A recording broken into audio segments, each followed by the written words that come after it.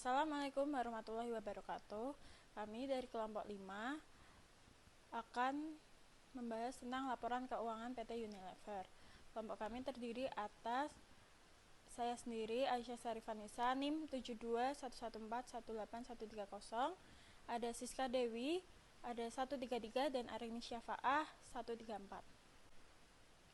Analisis laporan keuangan adalah analisis yang biasanya dimulai dengan perhitungan seperangkat rasio keuangan yang disusun untuk menunjukkan kekuatan dan kelemahan relatif perusahaan dibandingkan perusahaan lain di industri yang sama dan untuk menunjukkan apakah posisinya semakin baik atau mengalami kemunduran.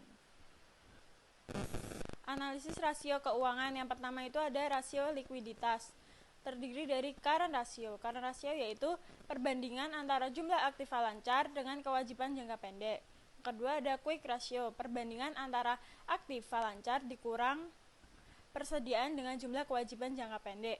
Yang ketiga ada cash ratio, yaitu perbandingan antara kas dengan jumlah kewajiban jangka pendek. Terus yang selanjutnya ada rasio solvabilitas. Itu ada dua juga. Yang pertama debt to asset ratio, yaitu perbandingan antara jumlah kewajiban dengan jumlah hutang.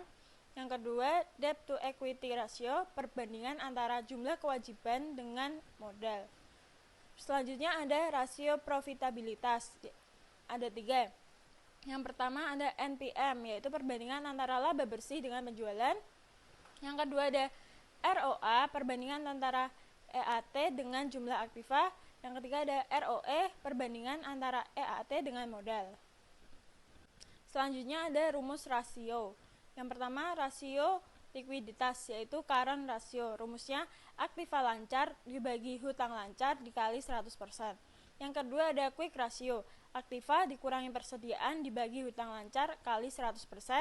Yang ketiga ada cash ratio, yaitu kas dibagi hutang lancar kali 100%. Yang kedua ada rasio solvabilitas, yaitu debt to total equity ratio. Rumusnya total hutang dibagi total modal dikali 100%. Yang kedua ada debt to total asset ratio, yaitu di mana total hutang dibagi total aset dikali 100%. Selanjutnya ada rasio profitabilitas. Yang pertama ada NPM, laba bersih setelah pajak dibagi penjualan dikali 100%. Yang kedua ada ROA, laba bersih setelah pajak dibagi total aset dikali 100%. Yang ketiga ada ROE, laba bersih setelah pajak dibagi total ekuitas dikali 100%. Untuk perbandingan rasio PT Unilever ini, kelompok kami mengambil data yang didapatkan dari data laporan keuangan dari perusahaan PT Unilever tahun 2016 dan tahun 2017. Jadi berdasarkan hasil dari data yang kita dapatkan bahwa setiap komponen analisis rasio perusahaan PT Unilever terlihat pada rasio likuiditas perusahaan dalam current ratio pada tahun 2016 dan 2017 mengalami kenaikan sebesar 3%. Sehingga perusahaan dapat melihat besarnya aktiva lancar dalam perusahaan untuk memenuhi kewajiban lancarnya. Dan perusahaan juga memiliki kewajiban lancarnya yang mana perusahaan tersebut tidak bisa membayar dalam waktu singkat, tetapi perusahaan tersebut sanggup membayar kewajibannya. Selanjutnya ada analisis common size, yakni apabila neraca dalam persentase per komponen disusun secara komparatif dapat memberikan informasi mengenai perubahan komposisi, baik komposisi investasi maupun struktur modal. Berdasarkan data yang ada di analisis common size dapat dihitung, yaitu laporan neraca. Yang pertama itu aktiva. Rumusnya komponen aktiva dibagi total aktiva dikali 100%. Yang kedua pasiva, liabilitas, komponen liabilitas dibagi total pasiva dikali 100%. Yang kedua ada ekuitas, yaitu komponen ekuitas dibagi total pasiva dikali 100%. Terus selanjutnya laporan laba rugi, ada rumusnya elemen laba rugi dibagi pendapatan dikali 100%. Jadi data yang kita analisis common size ini juga dilihat dari tahun 2016 dan 2017 PT Unilever. Jadi kesimpulannya, analisis pada laporan neraca berdasarkan analisis pada laporan neraca PT Unilever tahun 2016 dan 2017 menggunakan analisis common size, didapati bahwa pada kas mengalami penurunan selama 2016-2017 sebesar 0,09%. Hal ini disebabkan adanya kenaikan untuk pembelian aset lain yang akan dijual kembali sebesar 0,93%.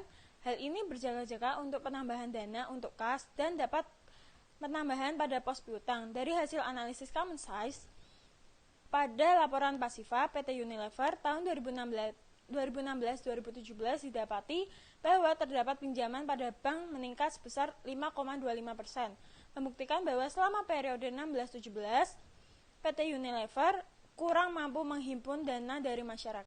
Selanjutnya ada analisis DuPont, yaitu analisis laporan keuangan model DuPont adalah ROI yang dihasilkan melalui perkalian antara keuntungan dari komponen-komponen sales serta efisiensi penggunaan total aset di dalam menghasilkan keuntungan tersebut. Rumus analisis DuPont. Yang pertama itu ada ROI dihitung dari dua komponen. Yang pertama dari persentase laba bersih dikali aset turnover. Yang kedua adalah laba setelah pajak dibagi penjualan. Terus selanjutnya laba setelah pajak, yaitu penjualan dikurangi harga pokok penjualan ditambah biaya operasi ditambah bunga ditambah pajak penghasilan. Yang ketiga ada aset turnover yang dimana penjualan dibagi total aset. Yang keempat ada total aset, dimana total aktiva lancar dibagi aktiva tetap. Selanjutnya aktiva lancar, dimana kas ditambah surat berharga ditambah piutang dagang ditambah persediaan. Kesimpulannya, dalam analisis laporan keuangan PT Unilever tahun 2016-2017 model DuPont merupakan analisis yang lebih menyeluruh karena merupakan analisis yang mengintegrasikan neraca dan laporan rugi laba, sehingga dengan analisis ini penganalisis dapat menilai kedua laporan keuangan sekaligus. Akan tetapi, di balik kelebihannya, analisis laporan keuangan model DuPont ini juga tidak luput dari kelemahan, yakni analisis ini hanya untuk mengetahui kondisi laporan keuangan yang bersifat kurang mendetail. Sehingga bagi analisis yang membutuhkan informasi lebih terperinci, masih harus menggunakan juga metode analisis yang lainnya. Selanjutnya, kita akan membahas mengenai analisis cross-section. Jadi, analisis ini merupakan perbandingan data keuangan suatu perusahaan dengan perusahaan atau industri yang sejenis. Nah, analisis ini bermanfaat untuk melihat seberapa besar prestasi perusahaan terhadap industri. Nah, selain itu, analisis ini juga bermanfaat untuk menentukan berapa besarnya bonus yang akan diberikan kepada manajemen. Namun, cukup sulit untuk menentukan perusahaan-perusahaan yang sejenis. Jadi, definisi industri yang sejenis itu bisa berupa yang pertama yaitu kesamaan dalam bahan baku atau supplier. Yang kedua itu contoh standar klasifikasi industri listing yang ada di BEJ maupun kesamaan dari sisi permintaannya. Oke teman-teman, sekarang kita lanjut untuk menganalisis cross-section pada PT Unilever Indonesia tahun 2017. Nah, menurut kelompok kami, untuk mencari perusahaan atau industri yang sejenis dengan Unilever Indonesia, khususnya di Indonesia sendiri, itu masih cukup sulit. Nah, beberapa alasannya yaitu yang pertama, tidak ada perusahaan yang satu sektor dengan Unilever yang memiliki aset yang sebanding dengan Unilever Indonesia. Itu contohnya itu ada perusahaan Kino, KPAS, MBTO, MRAT, dan TCID. Itu merupakan sektor consumer good, khususnya di kosmetik dan household. Itu asetnya tidak sebanding. Kemudian alasan yang kedua itu ketika ada perusahaan yang memiliki aset yang sebanding, kemudian dia itu juga satu sektor dengan perusahaan Unilever Indonesia, tapi perusahaan tersebut tidak listing di BEI, sehingga kita untuk mendapatkan laporan keuangannya itu cukup sulit. Itu contohnya ada Wings Group. Nah, Wings Group ini kan tidak listing ya di BEI. Kemudian yang ketiga itu jika kita membandingkan dengan sektor lain yang hampir sejenis dengan Unilever Indonesia, memiliki aset yang hampir sama juga dengan PT Unilever, tetapi perusahaan ini itu tidak hanya bergerak dalam satu sektor saja, dan laporan keuangan yang disajikan itu biasanya merupakan laporan keuangan konsolidasi, bukan laporan keuangan per segmen. Itu ada contohnya Indofood, INDF, sama ICBP, Indofood Sukses Makmur. Kemudian alasan yang keempat, jika kita membandingkan dengan perusahaan yang benar-benar sejenis, satu sektor dan go public, itu ada KAO dan PNG. Nah, sayangnya untuk KAO dan PNG ini tuh dia listingnya di bursa bukan bursa Indonesia, jadi bursa di luar. Dan apalagi analisis kita saat ini itu terbatas pada perusahaan-perusahaan yang ada di Indonesia seperti itu. Nah, maka dengan itu, dengan berbagai pertimbangan dan kelompok kami juga sudah mencoba untuk mengerjakannya, itu kami memutuskan untuk tidak menganalisis cross section pada PT Unilever Indonesia sendiri karena kelompok kami sudah menghitung, tapi itu angkanya sangat berbeda, jauh berbeda sekali gitu. Oke teman-teman, kita lanjut untuk analisis yang selanjutnya, yaitu analisis time series. Nah, analisis time series ini merupakan metode peramalan dengan menggunakan analisa pola hubungan variabel yang akan diperkirakan dengan variabel waktu. Nah, peramalan suatu data time series ini perlu memperhatikan tipe dan pola data. Terdapat 4 macam pola data time series, itu ada horizontal, tren, musiman, dan juga siklis. Di sini kita akan lebih fokus pada analisis trennya ya. Oke, masuk ke analisis time series untuk PT Unilever Indonesia tahun 2017. Di sini kita menggunakan pola tren ya. Nah, kalian bisa lihat perhitungannya seperti tabel di atas itu. Di sini kami menggunakan variabel X itu yaitu waktu ya. Kurun waktunya itu antara tahun 2011 sampai 2017. Jadi ada 7 tahun. Kemudian untuk variabel Y-nya itu adalah penjualan. Rumusnya seperti tersebut di atas. Next. Dan berikut ini perhitungan untuk trennya, trend time series. Jadi dari perhitungan tersebut kita mendapatkan persamaan untuk tren itu kan sama dengan A plus BX. Jadi bersamanya itu ada 21.336 ditambah 3.015 rupiah dikali X, sehingga kita mendapatkan grafik. Next.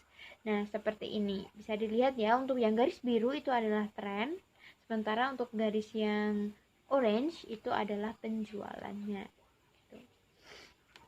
Nah, kesimpulannya, tren produk PT Unilever Indonesia Tbk ini mengalami naik turun, namun tidak begitu signifikan. Puncak peminat produk PT Unilever itu ada pada tahun 2014 dengan angka 103,33% tren di pasaran. Kemudian pada tahun 2015 mengalami penurunan yang cukup kecil, 2016 mengalami peningkatan yang awalnya itu 100,20% di tahun 2015 menjadi 101,58%. 2017 mengalami peredupan peminat lagi, yaitu sebesar 97,08% tren di pasaran. Nah, kemungkinan besar untuk tahun mendatang tren di pasaran untuk PT Unilever Indonesia ini akan mengalami kenaikan lagi. Karena dilihat dari grafik trennya yang cukup fluktuatif, naik turun namun tidak begitu signifikan. Nah, hal ini juga lumrah ya dalam suatu siklus penjualan produk. Oke, sekarang kita masuk untuk analisis yang ketiga, yaitu analisis modal kerja. Jadi, modal kerja sendiri itu merupakan suatu dana yang harus tersedia pada suatu perusahaan. Nah, modal kerja ini juga penting untuk menjamin kelangsungan sebuah usaha serta untuk mencapai tujuan dari perusahaan itu sendiri. Nah, modal kerja ini biasanya digunakan untuk membiayai kegiatan perusahaan seperti membayar gaji karyawan dan membeli bahan produksi serta lain-lain. Nah, maka diperlukan perhatian yang khusus terhadap perubahan modal kerja ini, baik penggunaannya maupun sumbernya. Teman-teman, sekarang kita masuk untuk analisis laporan perubahan modal kerja pada PT Unilever Indonesia tahun 2017. Nah, di sini langkah pertama yaitu kalian harus membandingkan laporan posisi keuangannya. Di sini kita membandingkan tahun 2016 dan juga 2017. Perlu diingat di sini kita menggunakan miliar rupiah ya. Nah, kemudian apa yang diperbandingkan itu ada aset lancar, aset tetap, liabilitas dan juga ekuitas. sehingga kita dapatkan perubahan yaitu berupa kenaikan sebesar Rp2.160.718. Ini dalam miliar rupiah ya. Next, langkah kedua yaitu kalian membuat laporan perubahan modal kerja. Nah, setelah membuat laporan posisi keuangan tadi, kalian membuat modal kerja seperti yang ada di slide, bisa dilihat ya. Sehingga kita dapatkan penurunan modal kerja sebesar 300.704 untuk PT Unilever Indonesia. Next. Nah, berikut ini ada penjabaran sumber dan juga penggunaan modal kerja PT Unilever Indonesia pada tahun 2017. Nah, untuk sumber modalnya itu ada aset tak berwujud sebesar 18.964, aset tidak lancarnya itu sebesar 66.501, kewajiban pajak tangguhan sebesar 99.813 dan saldo laba yang belum dicadangkan itu sebesar 469.130. Sementara itu totalnya Rp654.408. Kemudian untuk penggunaan modal kerjanya itu digunakan sebagai pembelian aset tetap yaitu sebesar 892.657 dan juga kewajiban imbal kerja jangka panjang untuk bagian tidak lancar sebesar 62.455 dengan total yaitu 955.112. Maka penggunaannya sama sumbernya itu lebih gede penggunaannya, sehingga terjadi penurunan modal kerja sebesar 300.704. Kesimpulannya, sumber modal kerja PT Unilever Indonesia ini berasal dari yang pertama, adanya penurunan pada aktiva tetap, yaitu berupa aset tak berwujud dan aset tidak lancar lainnya. Yang kedua, bertambahnya kewajiban tidak lancar yang berasal dari kewajiban pajak tangguhan. Dan yang ketiga, itu ada bertambahnya ekuitas yang berasal dari saldo laba yang belum dicadangkan.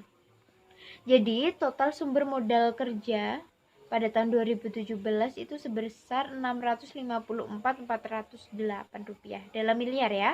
Kemudian sedangkan penggunaan modal kerja pada PT Unilever Indonesia itu berasal dari yang pertama itu kenaikan atau adanya pembelian aset tetap dan yang kedua itu berkurangnya kewajiban tidak lancar yaitu berupa kewajiban imbalan kerja jangka panjang bagi yang tidak lancar. Jadi total penggunaan modal kerja pada tahun 2017 itu adalah sebesar Rp955.112. Nah, pada tahun 2017 PT Unilever Indonesia Tbk ini mengalami penurunan modal kerja sebesar 300.704. Nah, maka sumber modal di sini lebih kecil dari penggunaan modal kerja. Maka dapat dikatakan bahwasanya modal kerja pada PT Unilever Indonesia belum efektif karena sumber modal kerja lebih kecil daripada penggunaan modal kerja. Untuk sarannya itu sebaiknya PT Unilever Indonesia melakukan pengendalian terhadap penggunaan modal kerja agar penggunaan modal kerjanya itu lebih kecil daripada sumber modal. Dengan begitu, perusahaan dapat melakukan investasi dalam meningkatkan laba perusahaan. Oke, selanjutnya kita akan membahas mengenai analisis arus kas. Yang pertama, apa sih laporan arus kas itu? Yaitu suatu laporan tentang aktivitas penerimaan dan pengeluaran kas suatu perusahaan dalam periode tertentu. Nah, analisis arus kas itu dibagi menjadi 3 kegiatan. Yang pertama ada kegiatan operasi, kegiatan investasi, dan yang ketiga ada kegiatan pendanaan. Lalu analisis arus kas itu dibagi menjadi 2 metode, metode langsung dan metode tidak langsung. Nah, secara keseluruhan arus kas itu bisa dikatakan baik apabila arus kas bernilai positif. Kenapa? Karena arus kas positif menunjukkan bahwa perusahaan dapat menghasilkan kas yang tinggi setelah dikurangi investasi dan pendanaan. Menurut kelompok kami, laporan arus kas perusahaan Unilever itu belum bisa dikatakan baik. Nah, alasannya akan kita lihat pada slide selanjutnya. Nah, kenapa laporan arus kas PT Unilever belum dikatakan baik? Yaitu karena pada tahun 2016 arus kas yang bernilai positif hanya pada kegiatan operasi sebesar 6 triliun sekian. pada kegiatan investasi dan pendanaan itu bernilai negatif. Sama dengan laporan arus kas pada tahun 2016, laporan arus kas 2017 juga yang bernilai negatif hanya pada kegiatan operasi sebesar 7 triliun sekian. Sedangkan pada kegiatan investasi bernilai minus 1 triliun sekian dan juga pada kegiatan pendanaan minus 5 triliun sekian. Lalu yang terakhir itu ada analisis prediksi kebangkrutan. Analisis prediksi kebangkrutan adalah analisis untuk memperoleh tanda-tanda awal tentang kebangkrutan suatu perusahaan. Terdapat 4 variabel yang menunjukkan perbedaan antara perusahaan yang bangkrut dan tidak bangkrut. Yang pertama ada tingkat rate of return, penggunaan hutang, perlindungan terhadap biaya tetap, dan juga yang terakhir ada fluktuasi retur saham. Nah, di sini terdapat informasi keuangan PT Unilever yang digunakan untuk menghitung Z-score pada slide selanjutnya. Dapat kita lihat hasil perhitungan Z-score pada tahun 2016 dan juga pada tahun 2017. Perhitungan tahun 2016 itu Z-score bernilai 3,9 sekian, yang artinya PT Unilever lebih dari 2,9. Hal ini menunjukkan bahwa kondisi keuangan perusahaan itu sehat dan terhindar dari resiko kebangkrutan. Begitu juga pada tahun 2017, Z-score PT Unilever itu senilai 3,6 sekian. Hal ini juga lebih dari 2,9, yang artinya bahwa kondisi keuangan perusahaan PT Unilever sehat dan juga terhindar dari resiko kebangkrutan. Cukup sekian materi yang dapat kami sampaikan. Apabila ada kesalahan dan kekurangan dalam penyampaian materi, mohon dimaafkan. Dan apabila ada pertanyaan, bisa ditanyakan melalui room diskusi yang sudah tersedia. Terima kasih atas perhatiannya. Cukup sekian. Wassalamualaikum warahmatullahi wabarakatuh.